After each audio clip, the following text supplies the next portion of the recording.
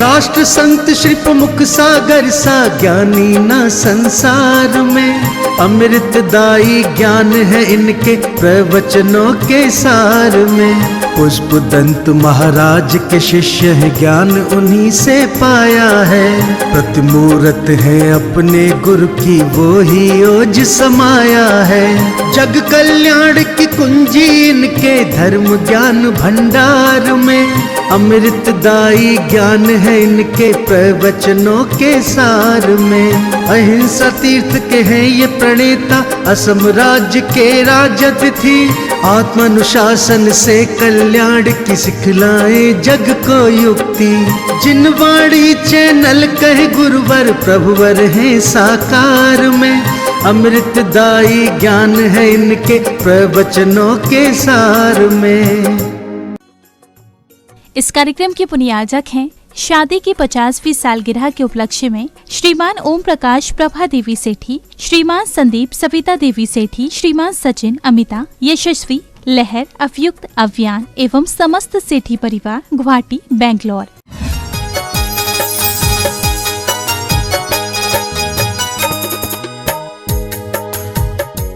धर्म स्नेह भव आत्माओं, धर्म करत संसार सुख, धर्म करत निर्वाण, धर्म पथ साधे बिना यह नर तिरेंच समान। यह दुआ हम बार बार सुनते होंगे, कई बार हमने सुना और पढ़ा भी होगा। धर्म करत संसार सुख, धर्म करत निर्वाण और धर्म पथ साधे बिना नर तिर्यंच समान। आप विचार करके रखना, जानवर में और इंसान में कोई ज्यादा अंतर नहीं। रहने के लिए मकान बनाना हो तो तुम भी बना लेते हो, एक जानवर भी अपने लिए घोंसला और गुफाओं में रह लेता है। ख्याल करना, खाने के लिए व्यवस्था बनाना है तो तुम भी अपनी सुबह से शाम तक व्यवस्था बना लेते हो, एक जानवर भी वो व्यवस्था बना लिया करता है। बच्चों को जन्म देना इंसान का काम है, एक जानवर भी बच्चों को जन्म दे दिया करता है। संसार में जो व्यवस्थाएं तुमने अपने लिए कर रखी हैं वो एक तिर्यंच गति का व्यक्ति भी कर लेता है। बात जो आचार्यों ने कही है, धर्म पथ साधे बिना नर तिर्यंच समान। अगर तुमने धर्म को नहीं साधा तो तुम तिर्यंच के समान हो। बस अंतर तो नहीं है, तिर्यंच की पूंछ होती है और आदमियों की कौन बोला मूंछ होती है। आजकल तो बहुत से आदमी बिना मूंछ की दिखते हैं। आप विचार करके रखना, तिर्यंचों की पूंछ होती है और आदमी की मूंछ होती है, लेकिन आदमी की पूंछ बहुत लंबी चौड़ी है। तिर्यंच की पूंछ एक हाथ की होगी, 2 हाथ की भी होगी, लेकिन आदमी की पूंछ इतनी लंबी है, इतनी लंबी है कि वो हर जगह पूंछ लेकर जाता है। मुझे पूछा नहीं गया, मुझे पूछा नहीं गया। एक बात का ख्याल करके रखना, 2 चीजें हैं, झाड़ू और पोंछा। घर में झाड़ू लगाते हो तो क्या होता है, आगे बढ़ते जाते हो। पोंछा लगाते हो तो क्या होता है, पीछे हटते जाते हो। विचार करके रखना, झाड़ू लगाओगे ऐसे ऐसे, जब झाड़ू लगाओगे ना तो आगे आगे बढ़ते जाओगे, और पोंछा लगाओगे ना तो पीछे पीछे आना पड़ेगा। तो जब लंबी पूंछ लेके जाओगे ना तो पीछे पीछे बैठते जाओगे। और अगर हमने झाड़ू लगाने का काम किया तो हम आगे आगे पहुंच जाएं तो कोई आश्चर्य की बात नहीं है। विचार करके रखना, धर्म को समझने का प्रयास करना। धर्म हमारा व्यक्तिगत व्यवस्था है। ख्याल करके रखना, धर्म हमारे व्यक्तिगत कल्याण की व्यवस्था है, सामाजिक व्यवस्था नहीं है। सामाजिक व्यवस्था पूजा की हो सकती हैं, सामाजिक व्यवस्था विधान की हो सकती हैं, सामाजिक व्यवस्थाएं प्रवचन की हो सकती हैं, लेकिन धर्म की व्यवस्था तो स्वयं की सेल्फ डिपेंड व्यवस्था है। जब तक तुम्हारे अंदर अपने आप का धर्म जागृत नहीं होगा तब तक हम धर्मात्मा नहीं हो सकते। ख्याल करके रखना, धर्म करत संसार सुख। आचार्यों ने कितनी बड़ी व्यवस्था बता दी कि धर्म करत संसार सुख और धर्म करत निर्वाण। बोलो ना बाबा, निर्वाण। संसार में सुख ढूंढना है तो धर्म करना पड़ेगा, और संसार से पार जाना है तो भी धर्म करना पड़ेगा। एक ही चीज से 2 पहलू। आप विचार करके रखना, घर में सीढ़ी उतरने की और चढ़ने की कितनी बनाते हो? सीढ़ी उतरने की और चढ़ने की कितनी? एक सीढ़ी है। ज़्यादा लग्जरी घर होगा तो 2 हो जाएंगी, और ज़्यादा और कुछ होगा तो एक लिफ्ट और हो जाएगी। लेकिन वैसे एक ही सीढ़ी से हम उतर भी सकते हैं और एक ही सीढ़ी से चढ़ सकते हैं। ख्याल करके रखना, आपके घर से आने जाने के लिए गाड़ियां कितनी हैं? एक गाड़ी से हम जा सकते हैं और एक ही गाड़ी से, अब लग्जरी होगी तो 2-3 गाड़ियां होंगी, एक एक घंटे बाद बदलते रहोगे। आप विचार करके रखना, देखने के लिए चश्मा कितने उपयोग करते हो? अब हो सकता है कि एक पास वाला हो, एक दूर वाला हो। एक मेरे संग में है भागचंद जी, उनके पास 7 दिन के 7 चश्मा है।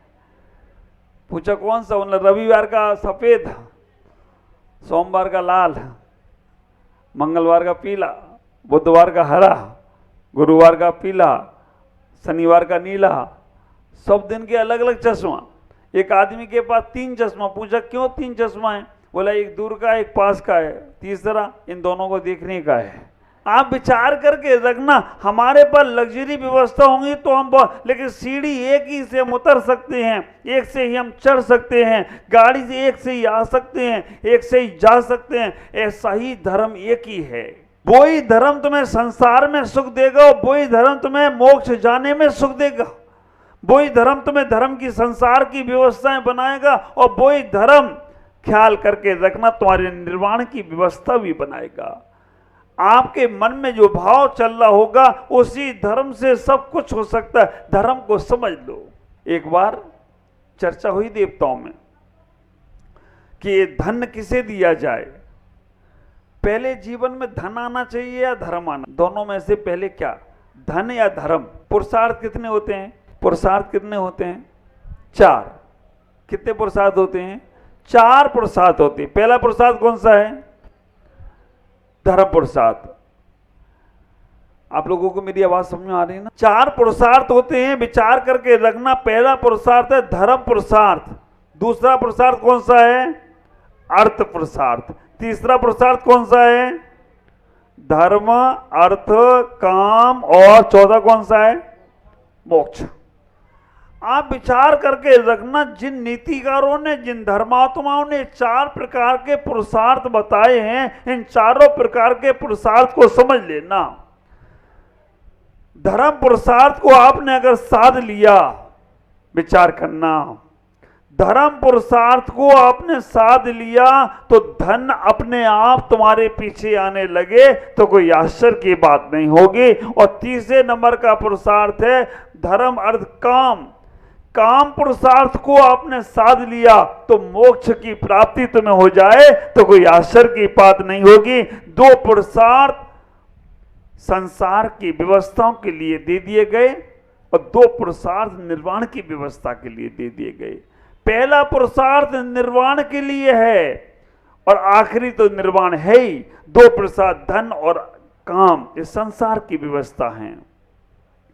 तो आप विचार करके रखना, जैसे जैसे तुम्हारे धर्म का पुरुषार्थ आगे बढ़ता है वैसे वैसे धन तुम्हारे पास आना प्रारंभ हो जाता है। और धन जब तुम्हारा आता है तो अच्छे कार्य में लगना प्रारंभ हो जाता है। ये अर्थ पुरुषार्थ में बात करूंगा, कल करूंगा अर्थ पुरुषार्थ की बात। अर्थ जीवन में क्या बनाता है? अर्थ ही है जो हमें समर्थवान बनाता है। आज धर्म पुरुषार्थ की बात कर रहा हूं। हमें अपने जीवन में धर्म को साधना पड़ेगा। धर्म में 3 अक्षर हैं, धा, रा, मा। धा कहता है धारण करो, रा कहता है रोज, मां कहता है मोक्ष की भावना। ख्याल करके रखना, धा कहता है धारण करो, रा कहता है रोज, मां कहता है मोक्ष की भावना। क्यों? क्योंकि संसार की भावनाएं भाना नहीं पड़ती हैं। संसार तो अपने आप ही मिल रहा है। कितने लोग रोज सोचते होंगे हे भगवान मुझे मुक्ति मिले, हे भगवान मुझे मुक्ति मिले। आप विचार करके रखना, पापों से मुक्ति मिले, घर से मुक्ति मिले, संसार से मुक्ति मिले, और इन सब से मुक्ति ना मिल पाए तो कोई बात नहीं। मैं कहना चाहूंगा, अगर तुमने अपने राग द्वेष से मुक्ति पाली, अगर तुमने अपने उन बेमनस्ताओं की भावनाओं से मुक्ति पाली, अगर तुमने उन ईर्षाओं से मुक्ति पाली, अगर तुमने उन छल कपट की प्रवृत्ति से मुक्ति पाली, तो मैं कहूंगा वो मुक्ति तुम्हारे वहां नहीं जाकर यहीं रहकर प्राप्त हो जाए तो कोई आश्चर्य की बात नहीं है, क्योंकि वो मुक्ति में और इस मुक्ति में कोई अंतर नहीं रहेगा। संसार नाम किसका है? ये जो दिख रहा है ये संसार नहीं है।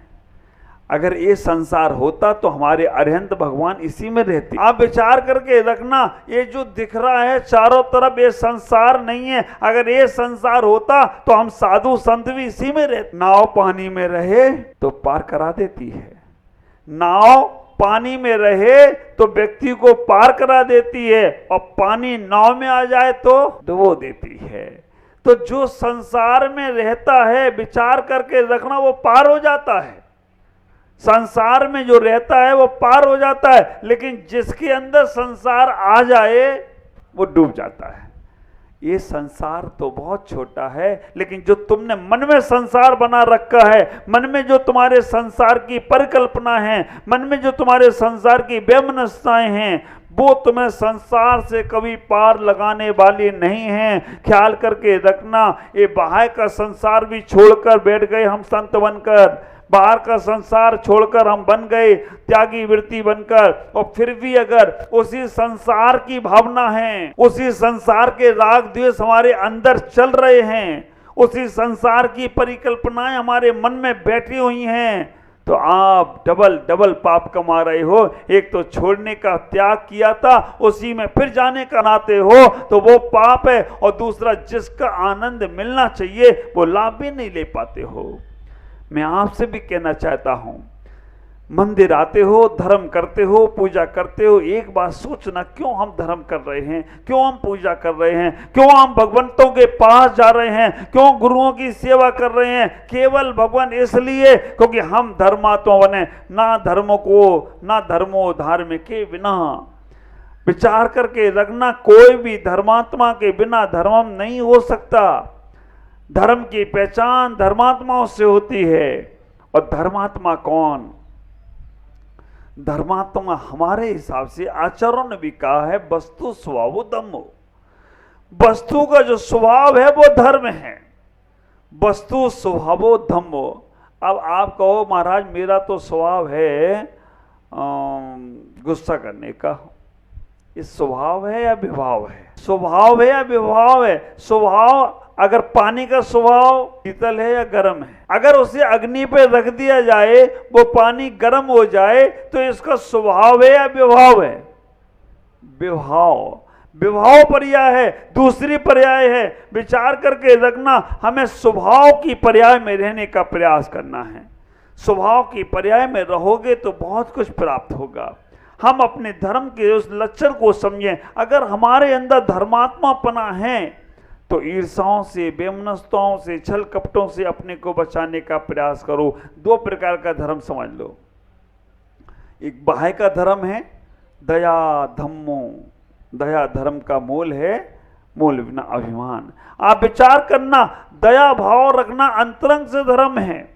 बाह्य का धर्म कहता है त्याग करो, वैराग लो, संयम लो, ये बाह्य का धर्म है। लेकिन अंतरंग का धर्म कहता है मन की ईर्षाओं को, मन की वैमनस्यताओं को कम करने का प्रयास करो। ये ख्याल करके रखना, बहुत सारे धर्मात्मा यहाँ बैठे हैं, दिल से एक बार सोचना कि हमारे अंदर धर्म का वो अंश है कि नहीं। आज अग्रवाल समाज भी यहाँ बैठी है और हमारे जैन समाज यहाँ बैठी है, बाकी और सब बहुत दूर से लोग सुन रहे हैं।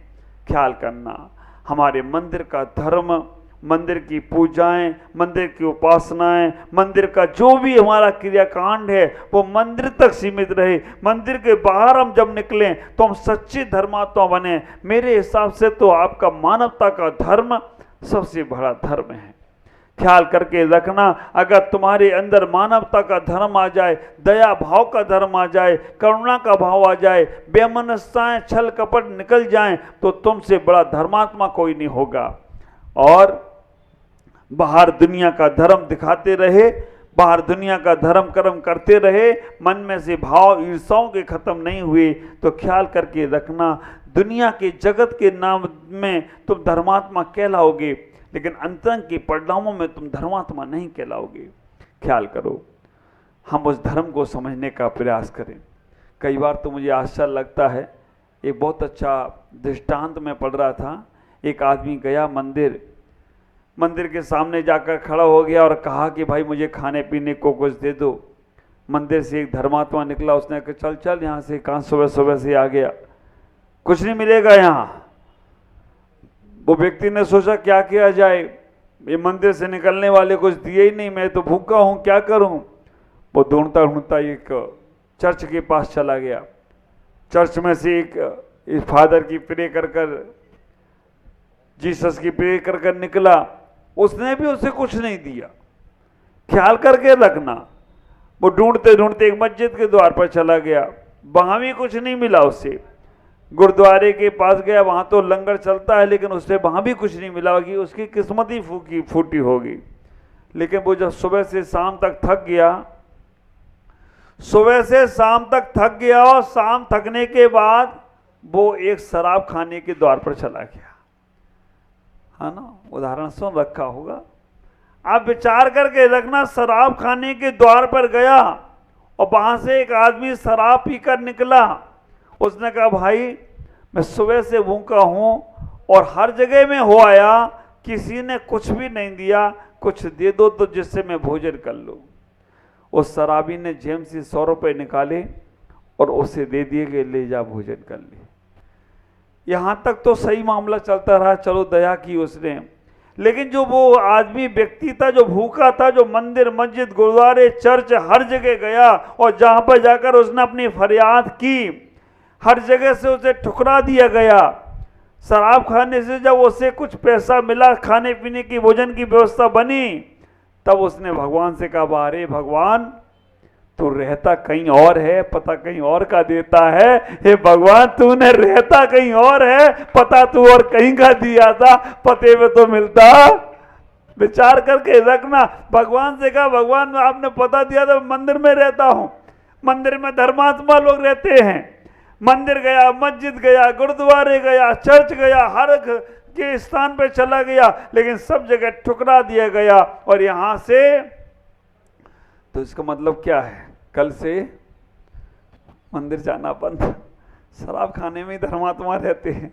कहने का मतलब इतना ही है, तात्पर्य इतना ही है कि अगर तुम्हारे अंदर करुणा का धर्म नहीं है, दया का धर्म नहीं है, एक बात का विचार करके रखना, तुम ब्लड दान कर पाओ या ना कर पाओ कोई बात नहीं।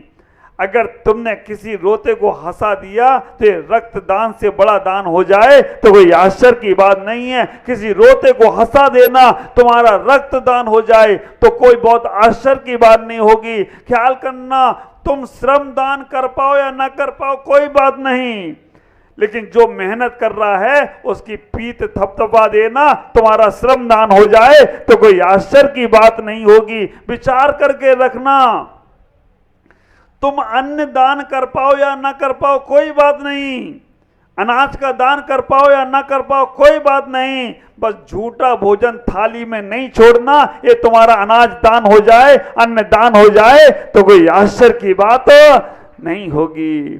ख्याल करके रखना, तुम जीवन में किसी को अभय दान दे पाओ या ना दे पाओ कोई बात नहीं, लेकिन जो भयभीत है उसके डर निकाल देना, ये तुम्हारा अभय दान हो जाए तो कोई आश्चर्य की बात नहीं है। विचार करना, तुम किसी को शास्त्र दान कर पाओ या ना कर पाओ कोई बात नहीं, कोई भटक रहा है उसे सही मार्गदर्शन दे देना, ये तुम्हारा शास्त्र दान हो जाए तो कोई आश्चर्य की बात नहीं होगी। ख्याल करना, बातें बहुत छोटी हैं लेकिन बहुत महत्वपूर्ण हैं। करूंगा चर्चा शेष कल अर्थ पुरुषार्थ पर। जब तक मैं यहाँ हूँ 5 पुरुषार्थों, 4 पुरुषार्थों पे चर्चा करूंगा, जिससे तुम्हारा जीवन मंगलमय होगा। मेरा सबको मंगलमय आशीष। ओम नमः।